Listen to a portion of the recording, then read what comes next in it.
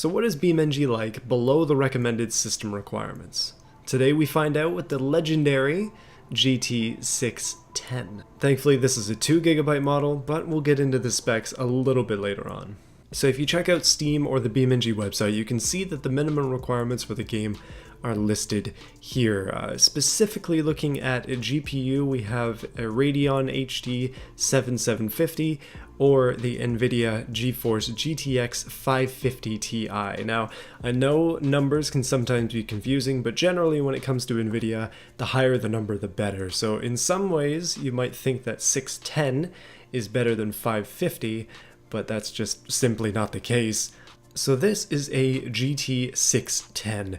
It is more of a display adapter than a graphics card. It's not really meant to play games. In fact, the best thing that it can do, in my mind, because it still supports Windows XP, is if you have an old system that you want to revive, you can put one of these in there and then beef up your old system, which is exactly what I've done with it. But for the purposes of this test, I thought it would be fun to bring it up against BeamNg. So to compare the 550 Ti and also the Radeon with the GT610, you can see on this graph here relative performance, 100% power of the GT610, the 550 Ti is over 4 times better than that, and the HD 7750 is nearly 4 times stronger. That's just in raw power. When it comes to gaming performance, we're just going to have to see what the difference is, but just be warned, if anything says it's a gaming system and it has a card that is GT and not GTX, you should probably be concerned. So this is my PC setup. I've been running this system since 2019 when I built it later in the year, and at that point there were no compromises. You can see the specs here, but it's a Ryzen 3900X, an RTX 2080 Ti, and the rest of the specs will be in the description and you can see them here quickly as well, but those are the only ones that matter for this purpose. Here is what BeamNg looks like running on this system at basically max settings, 1440p, and I've capped it at 60 because when I record, I don't want my GPU to be at 100%. I use GPU encoding on OBS to record normally.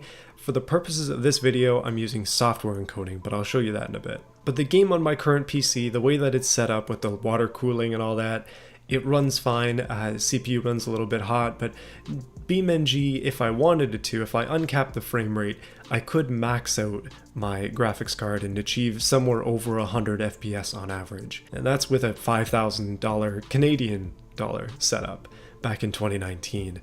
This graphics card is a $30 graphics card, and that was when it was new. So without further ado, it was time to take apart my old PC and put in the new card. Now I want to explain briefly here why I decided to do this with this PC and not an older PC, or potentially run it on the PC that I built in 2013, for example, which would be about the same time period as this card came out. I believe it would be a 2012 card. Now the reason for that is of course convenience, and I wanted to give this card the best chance that it could have to play BeamNg well. The 3900X has no onboard graphics, so it was going to be entirely reliant on this graphics card, which is, well, if you wanted to see a really big GPU bottleneck, then this is the place. But everything else is just way above what this card can do, so there would be guaranteed no other issues.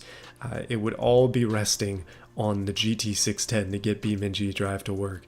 And as you can see, well, it did, just in an interesting way. Yeah, it's a bit of a delicate process to take apart a PC. It took me a while to get out my graphics card. For example, I didn't realize the thing was so stuck in there, but I took this opportunity to clean things up a little bit, and yeah, it's just fun to go back into this stuff.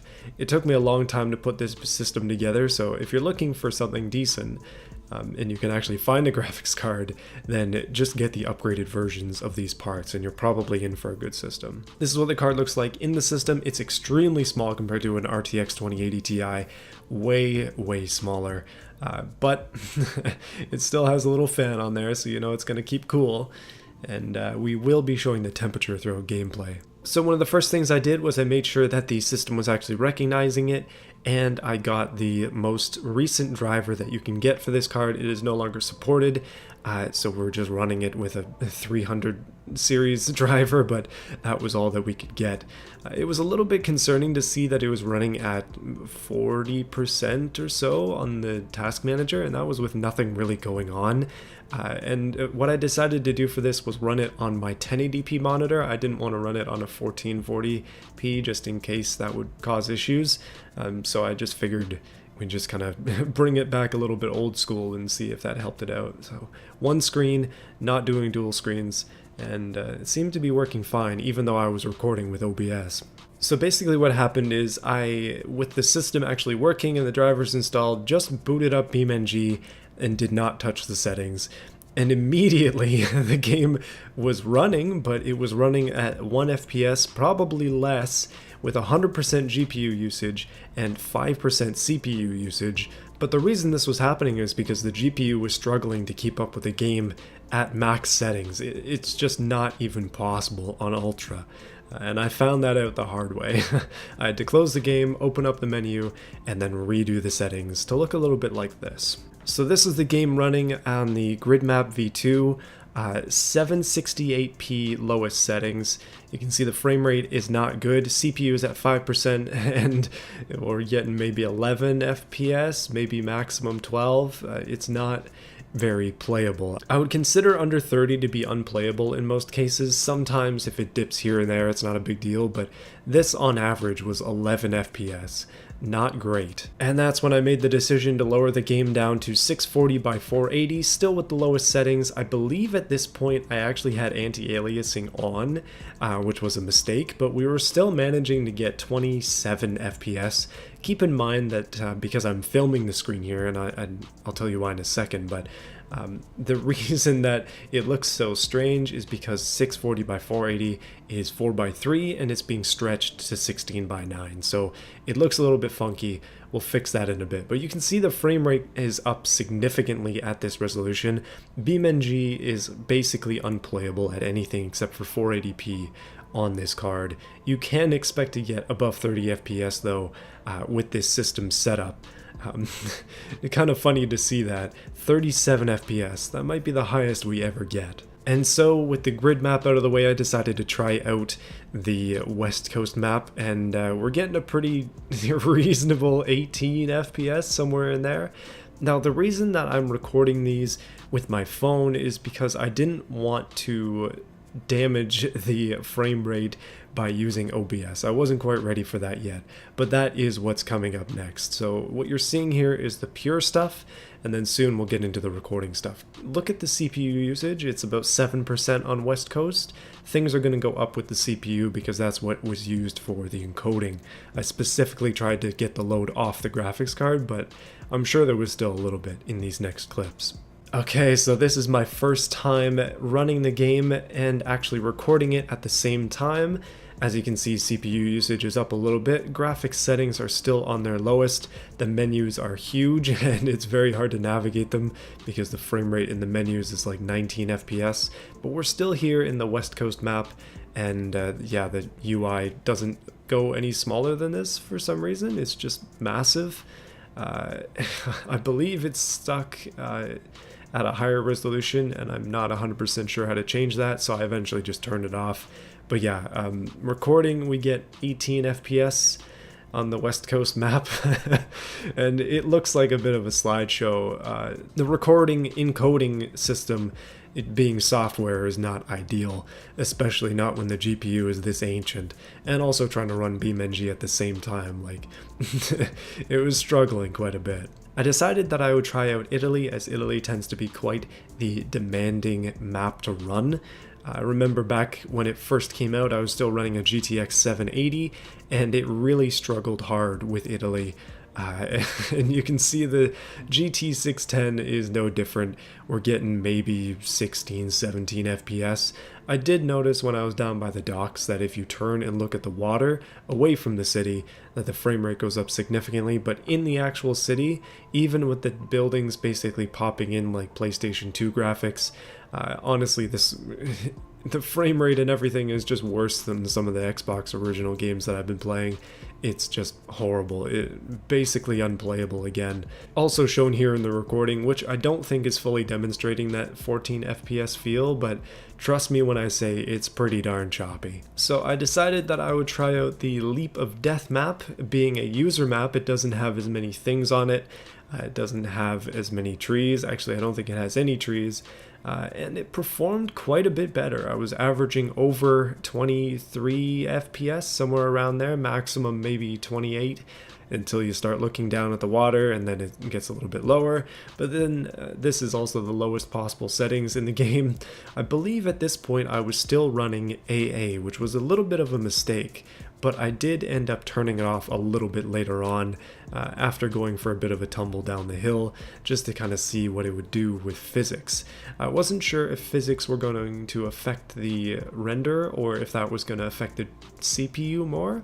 As far as I'm aware, BeamNg physics render on the CPU, but well, they're shown with the GPU, so no matter what, it's going to be testing this boy out. And again, keep notice of that 100%. It is not moving from there. The GPU is maxed all the time. So here is when I realized that anti-aliasing was actually turned on, and as soon as I turned that off, I noticed the menu went up to 39 FPS, and I got excited, like, oh no, I was missing something the whole time, that maybe, just maybe, this one setting was screwing up the game. But again, as you can see, everything else was as low as it goes.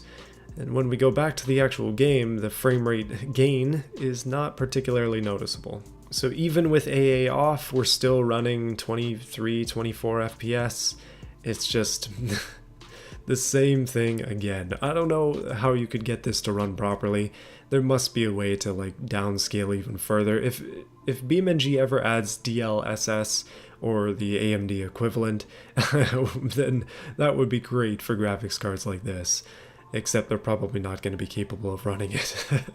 And at the end of it all, I decided to take it back out of my PC, very hastily put back in my RTX 2080 Ti, and make sure that BeamNg and OBS settings were back to normal. I had to completely reinstall my graphics driver, but other than that, everything seems to be working fine. As for the GT610, it went back into my Vista PC, where it will stay, as it's going to be used as a display adapter to play some of the old games that I used to play, but back when that computer never had a graphics card, so it's kind of fun to go back. That's the computer I first started playing games on, like Need for Speed Most Wanted and stuff, so we'll see how they run with a graphics card instead of just on integrated graphics eventually. I just want to take a little bit of time to thank my grandfather for giving me this graphics card.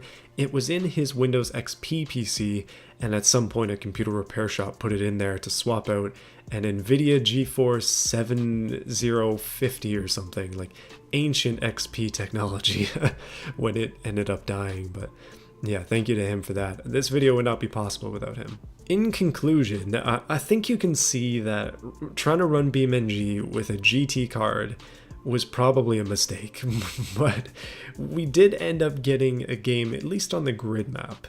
Absolute lowest settings, turn off literally everything if you're desperate. You might be able to get 30 FPS, but it is going to be a pretty stuttery experience. And I don't really know what to say about the GT610. Like, keep in mind that this is the 2GB version as well.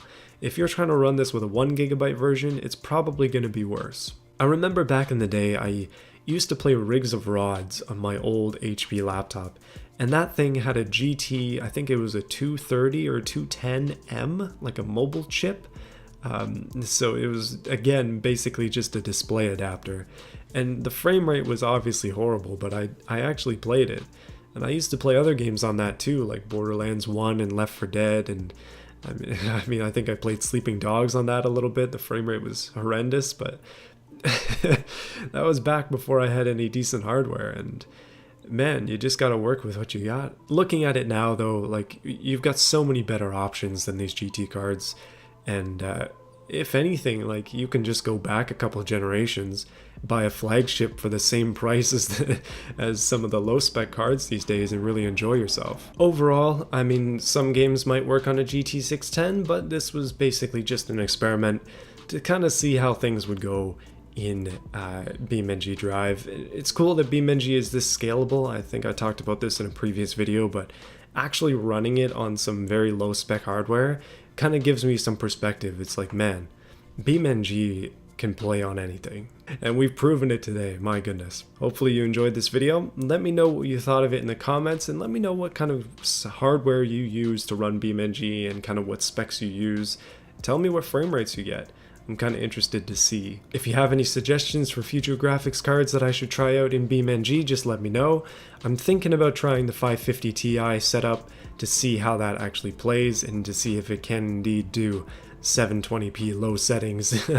I'm sure it can. It's a lot more powerful than the 610. But yeah, make sure to like this video and subscribe if you want to see more content like this, and I'll see you again next time.